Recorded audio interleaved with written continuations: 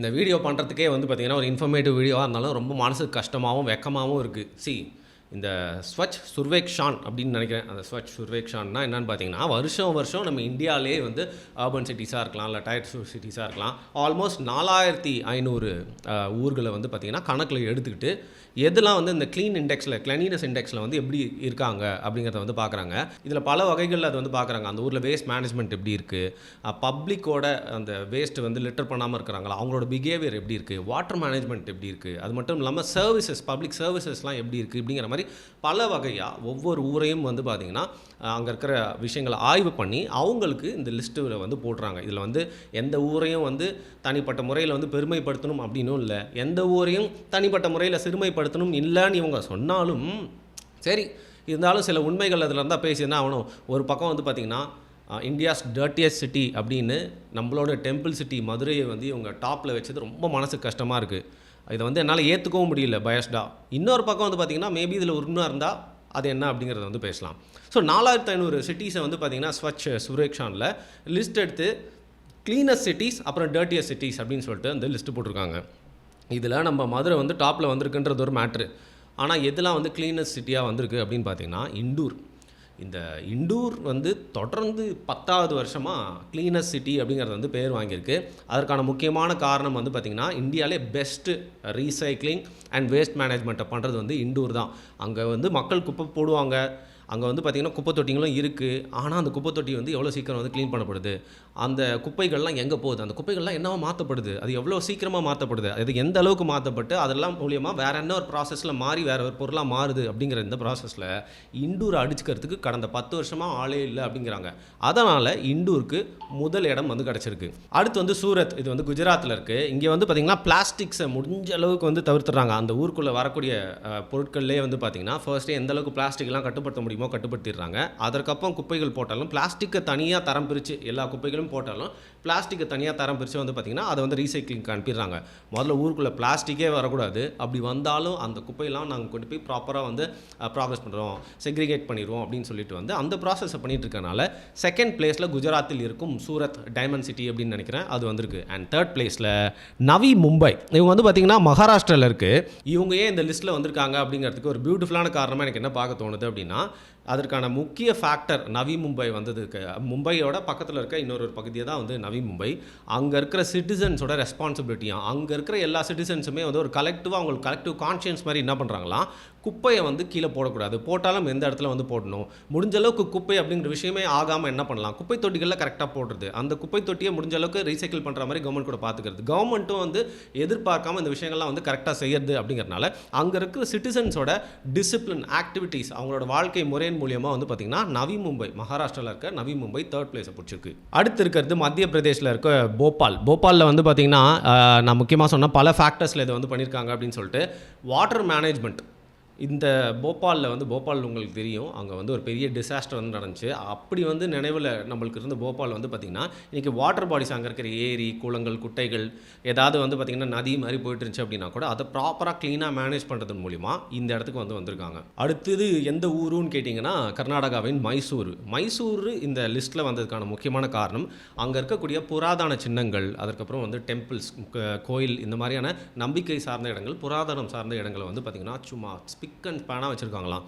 அதை எப்போவுமே நல்லா மெயின்டைன் பண்ணுறது மட்டும் இல்லாமல் அதை பார்க்க வரக்கூடிய அந்த நம்ம டூரிஸ்ட் எல்லாத்துக்குமே வந்து அதை ஈஸியாக ஆக்கி கொடுக்கறது, அது மட்டும் இல்லாமல் அந்த அனுபவத்தை நல்லா ஆக்கி கொடுக்கறது மட்டும் இல்லாமல் அவங்களையும் கரெக்டாக ரெகுலேட் பண்ணி அவங்க போடுற குப்பைகள் எல்லாத்தையுமே வந்து க்ளீன் பண்ணிவிட்டு அது என்றைக்குமே வந்து பார்த்திங்கன்னா கண்ணில் ஒத்திக்கலாம் போல இருக்கும்பா அப்படிங்கிற மாதிரி சொல்கிற மாதிரி அவங்க ஊரில் இருக்கக்கூடிய கோவில்கள் புராதன சின்னங்கள்லாம் அழகாக வந்து பராமரிக்கிறது பாதுகாக்கிறது அப்படிங்கிறதுனால மைசூரு இந்த ஊர் வந்து இந்த லிஸ்ட்டில் வந்திருக்கு. குஜராத்தில் இருக்கக்கூடிய இன்னொரு சிட்டியான வதோதரா அதிகமான க்ரீன் ஸ்பேசஸ், அதாவது வந்து பார்த்திங்கன்னா பார்க்கு, அதுக்கப்புறம் எங்கெல்லாம் வந்து காடுகள் இருக்கோ அதெல்லாம் மட்டும் இல்லாமல் அந்த ஊரே வந்து முழுக்க மரங்கள் செடிகளால் நிரப்பினதுனால அவங்களும் இந்த லிஸ்ட்டில் வந்து வந்திருக்காங்க. இது ஒரு நல்ல முக்கியமான ஒரு காரணம். ஏன்னா ஏர் கிளீனினஸ் அப்படிங்கிறது ரொம்ப முக்கியம் இல்லை, அதை வேறு யார் பண்ணுவா, மரங்கள் தான் பண்ணும். அடுத்து மகாராஷ்டிராவிலேருந்து இன்னொரு சிட்டி பூனே நிறையா வகைகளில் க்ளீன் சிட்டியாக இருந்தாலும் அவங்க வேஸ்ட் இருக்கு இல்லையா, எலக்ட்ரானிக் வேஸ்ட், அதை மேனேஜ் பண்ணுறதுல இந்தியாவிலே சும்மா கில்லியாக இருக்கிறாங்களாம்.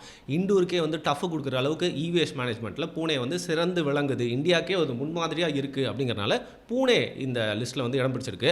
நம்மளுக்கு ஃப்யூச்சரில் வரப்போகிற ஒரு பெரிய வேஸ்ட் வந்து பார்த்திங்கன்னா அதிகமாக எங்கேயும் கொண்டு போய் டம்ப் பண்ண முடியாமல், ரீசைக்கிளே பண்ண முடியாமல், எங்கே பார்த்தாலும் இருக்க போகிற ஒரு வேஸ்ட்டு, அதாவது டிஸ்டோப்பியன் உலகம் அழிஞ்சிருச்சு அப்படின்னு காட்டுறப்போ வந்து பார்த்திங்கன்னா காட்டுற அதிகமான வேஸ்ட் வந்து வேஸ்ட் தான். அந்த வகையில் பூனே வந்து இந்த வேஸ்ட் மேனேஜ்மெண்ட்டில் ஒரு சிறப்பாக செயல்பட்டதுனால இந்த லிஸ்ட்டில் வந்திருக்காங்க. குஜராத்தில் 3வது இது ராஜ்கோட். அவங்களும் பார்த்திங்கன்னா அந்த சானிடேஷன் ப்ராக்ரஸ், இப்போ அந்த காவா மாதிரியான விஷயங்கள்லாம் இருக்குல்ல, அதெல்லாம் வந்து கரெக்டாக மெயின்டைன் பண்ணுறது, கேனல்ஸ் எல்லாம் வந்து கரெக்டாக மெயின்டைன் பண்ணுறதுனால இந்த லிஸ்ட்டில் வந்துட்டாங்க. குஜராத்தில் வந்து 3வது சிட்டியா.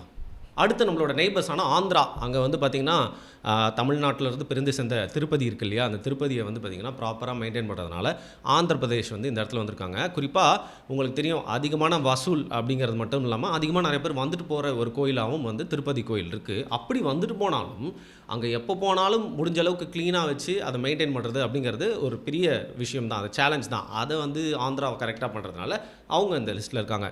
சரி, குட்டை பார்த்துட்டோம், வேர்ஸ்ட்டுக்கு வரலாம் வாங்க, மனசு வலிக்குது. ஸோ வேர்ஸ்ட் வந்து கீழேருந்து மேலே வருவோம். ஸோ இந்த டாப் 10 டர்ட்டியஸ்ட்டில் 10th பிளேஸ் நம்ம இந்தியாவின் தலைநகரம் பக்கத்துலேயே இருக்கிற டெல்லி வந்து பல இடங்களில் வந்து ஃபர்ஸ்ட் பிளேஸ் வாங்கியிருக்கு. அதாவது விமென்க்கு வந்து பார்த்திங்கன்னா ரொம்ப சேஃப் இல்லாத இடம், ஏர் குவாலிட்டி ரொம்ப கேவலமாக இருக்கிறது. ஆக்சுவலாக வந்து ஏர் குவாலிட்டி வந்து கேவலமாக இருக்கிறதுல இந்தியாவில் டெல்லி ஆட்சிக்கு வந்து யாருமே இல்லை அப்படிங்கிறதுனால இவங்க வந்து 10th பிளேஸில் வந்திருக்காங்க.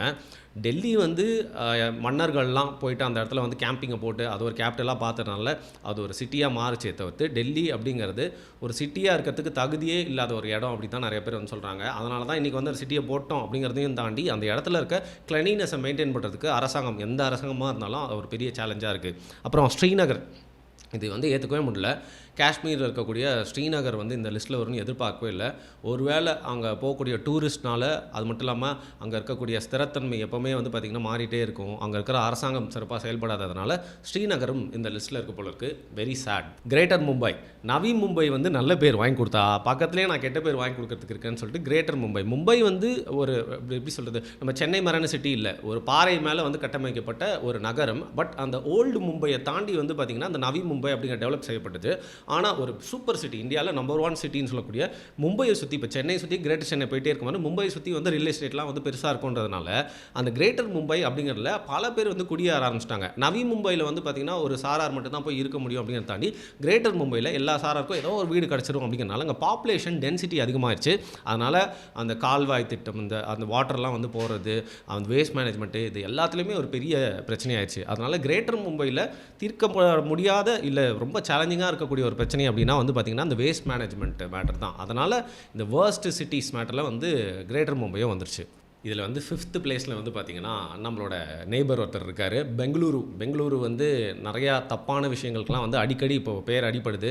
இந்த மாதிரி லிஸ்ட்டுகளில் வந்து பார்த்திங்கன்னா மற்றவங்களெலாம் போய் தங்கறதுக்கு அன்ஃப்ரெண்ட்லி சிட்டி இது மாதிரிலாம் வந்து பேர் வாங்கிட்டு இருக்கு. இது உண்மையாக போய் அப்படிங்கிறலாம் விட்டுருங்க. But Bengaluru silicon city, silicon valley of India அப்படின்லாம் பேர் வாங்கின பெங்களூரில் இன்றைக்கி போய் நீங்கள் பார்த்தீங்கன்னா இந்தியாவில் இருக்க எல்லா மொழி பேசுகிறவங்களும் வந்து அங்கே தான் இருக்காங்க அப்படின்னு சொல்கிற அளவுக்கு, ஏன் அங்கே ஊரில் அந்த மண்ணின் மைந்தர்களே வந்து காணாமல் போகிற அளவுக்கு மற்ற மொழி பேசுகிறவங்களாம் அதிகமாக வந்து தென்படக்கூடிய பெங்களூரில் வந்து அவங்க எந்த அளவுக்கு அங்கே எக்கனாமிக்காக அதை பெஸ்ட்டாக வச்சுருக்காங்களோ அந்த அளவுக்கு வேஸ்ட் மேனேஜ்மெண்ட்லேயோ இல்லை கிளீனினஸ்லேயோ இல்லை இந்த மற்ற விஷயங்கள் இத்தனைக்கும் வந்து பார்த்திங்கன்னா அது வந்து ஒரு பார்க் சிட்டி, எங்கே பார்த்தாலும் வந்து மரம் செடியாக தான் இருக்கும், விதவிதமான மரம் செடிகள்லாம் இருக்கும். அப்படி இருந்தும் பெங்களூர் வந்து பார்த்திங்கன்னா இந்த வேர்ஸ்ட் டர்ட்டியஸ்ட் சிட்டிஸ் அப்படிங்கிற ஒரு இடத்துல 5th பிளேஸ் வந்திருக்கு. ஆனால் பிரச்சனை என்னென்னா அதற்கும் மேலே தமிழ்நாட்டிலேருந்து 2 சிட்டிஸ் வந்திருக்கு. ராஞ்சி வந்து பார்த்திங்கன்னா இந்த லிஸ்ட்டில் இடம் பெற்றிருக்கு, அண்ட் லூதியானாவும் இருக்குது. பட் இப்போது தமிழ்நாட்டின் தலைநகரம் அவப்பெயர் எவ்வளோ பெரிய அசிங்கம் தெரியுமா அது. சரி, இந்த லிஸ்ட்டில் இருக்க உண்மைத்தன்மை என்ன அப்படிங்கிறது எனக்கு தெரியல. பட் இந்த லிஸ்ட் வந்து தொடர்ந்து எல்லா வருஷமும் வந்துகிட்டே இருக்குது. இது ஏன் நான் ஒரு மேட்டரை எடுத்து பேசுனா, இதன் மூலிமா டூரிசம், அந்த ஊர் மேலே இருக்க பார்வை, இங்கே வந்து தொழில் முதலீடு, இது மாதிரி எல்லா விதத்துலையும் இந்த வேர்ல்டு மேப்பில் இந்த சிட்டிஸ் மேலே ஒரு கெட்ட பேர் வரதுக்கான வாய்ப்பு இருக்குது. ஸோ அதற்கான காரணம் என்ன அப்படிங்கிறத வந்து பார்க்கலாம். சென்னை வந்து இந்த லிஸ்ட்டில் 3rd பிளேஸில் இருக்குது. உங்களுக்கு தெரியும், சென்னை வந்து ஈஸியாக க்ளீனாக வச்சுக்கக்கூடிய ஒரு ப்ராப்பரான ஒரு ஊர் தான். ஏன்னா கடல் இருக்குது, 2 ஆறுகள் ஓடுது. இதன் மூலிமா வந்து ப்ராப்பராக வேஸ்ட் மேனேஜ்மெண்ட் வந்து பண்ணலாம். க்ரீன் கவர்ஸ் அப்படின்னு சொல்லப்போனால் வந்து பார்த்திங்கன்னா ரொம்ப பேட்லாம் இல்லைங்க. சென்னையில் க்ரீன் கவர் அப்படிங்கிறது சில சிட்டிஸ்லாம் கம்பேர் பண்ணும்போது நல்லாவே இருக்குது. அப்படி இருந்தும் சென்னையில் வேஸ்ட் மேனேஜ்மெண்ட்டில் இப்போ வந்து பார்த்திங்கன்னா MCCன்னு சொல்லுவாங்க, இந்த மாதிரி இந்த வேஸ்ட் மேனேஜ்மெண்ட் சென்டர்ஸ் எல்லாத்துலேயுமே வந்து அங்கே கரெக்டாக அந்த குப்பைகள்லாம் போய் சேருதா, குப்பை வந்து எடுக்கிறவங்க கரெக்டாக அந்த இடத்துல போய் சேர்க்குற அளவுக்கு அந்த ப்ராசஸை பண்ணுறாங்களா, அப்படி அங்கே போய் சேர்ந்தாலும் ரீசைக்ளிங், செக்ரிகேஷன் இதெல்லாம் வந்து எந்த அளவுக்கு நடக்குது அப்படிங்கிறத பார்த்தா இந்த சென்டர்ஸில் வேலை ரொம்ப தொய்வாக நடக்கிறது மட்டும் இல்லாமல் இதில் நிறையா ஊழல் நடக்கிறதுனால சென்னை இந்த பிளேஸ்க்கு வந்திருக்கு. One of the safest city, friendliest city. சில பேர் இன்றைக்கி வந்து காஸ்ட்லியஸ்ட் சிட்டின்னு சொல்லிட்டு சொன்னாலும் வந்து பார்த்திங்கன்னா அப்படிலாம் இல்லை. சென்னையில் நீங்கள் வந்து எல்லா விதமான மக்களும் வாழ்கிற அளவுக்கான இங்கே வாழ்வாதாரம் இருக்குது. நீங்கள் என்ன வந்து இன்றைக்கி ஒரு வீடு வாங்க முடியாது அப்படிங்கிறது உண்மை தான். மற்றபடி வந்து வாழ்கிறதுக்கு கொஞ்சம் வந்து ஒரு சிம்பிளான ஒரு சிட்டி தான். அப்படி இருந்தும் இங்கே இருக்கிறவங்களாம் வந்து பார்த்திங்கன்னா படித்தவங்க நிறைய பேர் இருப்பாங்க, ரொம்ப வந்து முற்போக்கான சிந்தனைவாதிகள் அப்படின்னு சொன்னாலும் இந்த டர்ட்டியஸ்ட் சிட்டி லிஸ்ட்டில் சென்னை வந்தது நிஜமாகவே தமிழ்நாட்டுக்கு ஒரு அவப்பெயர். ஆனால் ஃபஸ்ட் பிளேஸில் நம்ம மதுரை இருக்குது.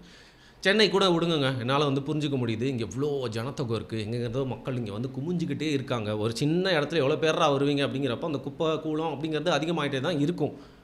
அதனால் அதை நியாயப்படுத்தலை, சென்னையை வந்து க்ளீனாக வச்சுக்கணும். ஆனால் மதுரை இந்த இடத்துக்கு எப்படி வந்தது, அதான் எனக்கு புரியவே இல்லை. கோவில் நகரம், நம்ம தமிழ்நாட்டின் கலாச்சார ரீதியில் வந்து பார்த்திங்கன்னா வந்து கேபிட்டல் அப்படின்னா வந்து மதுரை தான். தமிழர்களின் வேர் ரூட்ஸை போய் தேடி போகிறது, நம்ம கலாச்சாரத்தின் ஒரு அடையாளமாக இருக்கிற மதுரை இந்த லிஸ்ட்டில் வந்திருக்கு. சமீபத்தில் வந்து பார்த்திங்கன்னா மதுரைக்கு சிஎம் ஸ்டாலின் அவர்கள் போனப்போ வந்து அவருக்கு கண்ணுக்கு தெரியக்கூடாதுன்னு சொல்லிட்டு பக்கத்திலே ஒரு கால்வாயை வந்து ஸ்க்ரீன் போட்டு வந்து மூடி வச்சுருந்தாங்க. அதுக்கப்புறம் வந்து எவ்வளோ அசிங்கமாக அந்த இடத்துல குப்பை இருக்குது, சரியாக வேலைகள்லாம் பண்ணல அப்படிங்கிறனால மூடி வச்சுருக்காங்கன்ற விஷயம், சீலை போட்டிருக்காங்கன்ற விஷயம் வெளில போயிட்டு அப்புறம் வேறு வழி இல்லாமல் அந்த நியூஸில் அஃபெக்ட் ஆகி ஸ்டாலின் போயிட்டு அந்த இடத்த வந்து பார்க்குறாரு. அந்தளவுக்கு ஆச்சு. ஸோ வேறு எதுவுமே இதுக்கு நான் சொல்ல விரும்பல. மதுரை வந்து எவ்வளோ அன்க்ளீனாக இருக்குது, எந்த அளவுக்கு பேடாக வந்து பார்த்திங்கன்னா மெயின்டைன் பண்ணப்படுது. சென்னைக்கு சிமிலரான பிரச்சனை தான் மதுரைக்கும். அங்கே நீங்கள் குப்பைகள் பார்த்தீங்கன்னா போய் கொட்டணும்ல, கொட்டுறது வந்து நீங்கள் இன்றைக்கி போட்டின குப்பையில் வந்து உங்கள் செயின் மோதிரம் ஏதாவது விழுந்துச்சு அப்படின்னு வச்சுக்கோங்க, நீங்கள் கவலையே பட வேணாம். ஒரு வாரத்துக்கு நீங்கள் அப்புறம் போய் பார்த்தா கூட அந்த குப்பையெல்லாம் கிளறினா உங்களோட செயின் மோதிரம் கிடைக்கும். ஏன்னா அந்த குப்பையை யாருமே எடுக்கிறதே இல்லை. இது மதுரையுடைய ஒரு பெரிய பிரச்சனையாக இருக்குது. அது மட்டும் இல்லாமல் நீர்வழிகள், அந்த கழிவு நீர்லாம் வெளியேறக்கூடிய அந்த கால்வாய்கள்லாம் வந்து பார்த்திங்கன்னா தமிழ்நாட்டிலே இருக்கிற ரொம்ப பேடாக மெயின்டைன் பண்ணப்படுறது மதுரையில் தான். இதில் மதுரை மாநகராட்சியை பற்றி உங்களுக்கு வந்து நான் சொல்லணும்னு அவசியம் இல்லை. மதுரை மாநகராட்சி சம்மந்தப்பட்டு நடந்த பிரச்சனைகள், அங்கே இருக்கக்கூடிய அந்த மன்றத்தில் ஏற்பட்ட பிரச்சனை, என்னென்ன வேலைகள் தில்லாலங்கடி வேலைலாம் நடக்குது, எந்த அளவுக்கு மக்களுக்கு வர வேண்டிய அந்த சேவைகள், அவங்களுக்காக உபயோகப்பட வேண்டிய காசுகள்லாம் எப்படி போயிட்டுருக்கு, மாற்றி மாற்றி எல்லாரை பற்றியும் எப்படி கம்ப்ளைண்ட் பண்ணிருக்காங்க அப்படிங்கிறத தொடர்ந்து நீங்கள் செய்திகளை ஃபாலோ பண்ணுறதுனாலே தெரியும். ஸோ தமிழ்நாட்டுக்கு ஒரு அவப்பெயர் வந்து பார்த்திங்கன்னா வந்து ஏற்பட்டிருக்கு. சத்தியமாக மதுரை அப்படிங்கிறது இந்த லிஸ்ட்டில் டாப்பில் வந்து இது ஏற்றுக்கவே முடியாதது. நம்ம உடனே இண்டூர் அடிக்கணும் அடுத்த வருஷம்லாம் சொல்ல. சத்தியமாக நம்ம இந்த டர்ட்டியஸ்ட் சிட்டிஸ் லிஸ்ட்டில் வந்து அடுத்த வருஷம் நம்ம வராமல் இருக்கிறதுக்கு என்ன பண்ணணும் அப்படிங்கிறத பார்க்கலாம். ஸோ அரசாங்கம் வந்து இது வந்து அரசாங்கத்தோட ஒரு குறையாக சொல்கிறது மட்டும் இல்லாமல் இன்னொரு பக்கம் ஆஸ் சிட்டிசன்ஸ் நம்ம வந்து எந்தளவுக்கு லிட்டர் பண்ணாமல் இருக்கோம், சிவிக் சென்ஸோடு இருக்கோம் அப்படிங்கிறதும் ஒரு பெரிய ஃபேக்டராக இருக்குது. ஸோ நம்மளோட பிஹேவியர் மூலியமாகவும் இந்த மாதிரி வந்து பார்த்திங்கன்னா குப்பை அப்படிங்கிறத நம்ம கொட்டுறோம். இன்றைக்கி வந்து குப்பை கொட்டுறோம் அப்படின்னா பல பேர் குப்பை தொட்டிக்கு பக்கத்துலேயே வந்து கொட்டுறோம்ல, நானும் பண்ணியிருக்கேன், நீங்களும் பண்ணியிருக்கலாம். அதே மாதிரி வந்து மதுரையில் வந்து பார்த்திங்கன்னா நிறைய பேர் இந்த வேஸ்ட் மேனேஜ்மெண்ட்டை கவர்மெண்ட் இவ்வளோ கேவலமாக செயல்பட்டாலும் அங்கே இருக்கக்கூடிய மக்கள் கொஞ்சம் ஒரு பொறுப்போடு செயல்பட்டு நம்மளோட அழகான மதுரை, நம்மளோட பெருமைக்குரிய மதுரையை வந்து ஒரு க்ளீனான சிட்டியாக வந்து மாற்றணும் அப்படின்னு அங்கே இருக்கிற பிரஜைகளும் வந்து செயல்பட்டால் மட்டுமே இது வந்து சாத்தியம்.